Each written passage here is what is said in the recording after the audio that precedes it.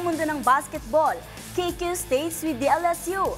Dahil opisyal nang inanunsyo ng UAAP reigning MVP na si Kevin Kiambao na mananatili ito sa Green Archers para muling makuha ang titulo sa UAAP Season 87. Ang iba pang detalye sa report na ito. Patuloy na maglalaro ang Lasal Green Archer star na si Kevin KQ Kiambao sa koponan para madepensahan ang kanilang titulo sa UAAP Season 87 Men's Basketball Tournament. Ito ay sa kabila ng kaliwat ka ng offer na natatanggap na ngayon Gilas Pilipinas player, kabilang na ang pagkakataong maglaro sa United Arab Emirates bilang naturalized player. Ang napapabalitang paglalaro sana nito sa New York Knicks para sa NBA Summer League at ang iba pang alok na makapaglaro overseas. Sa kanyang social media post, inamin ng reigning UAAP season at finals MVP na pinag-iisipan nito mabuti ang naging desisyon na makakabuti para sa kanya at para sa kanyang pamilya.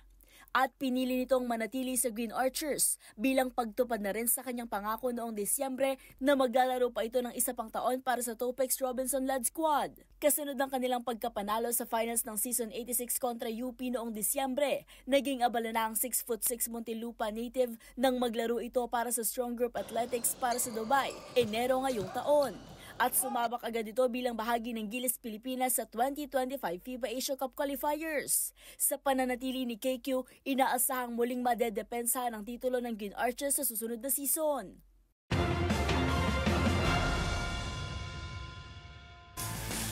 At yan ang mga latest updates sa mundo ng sports. Para sa MBC TV Network News, ito si Mili Borjas, sama-sama tayo, Pilipino.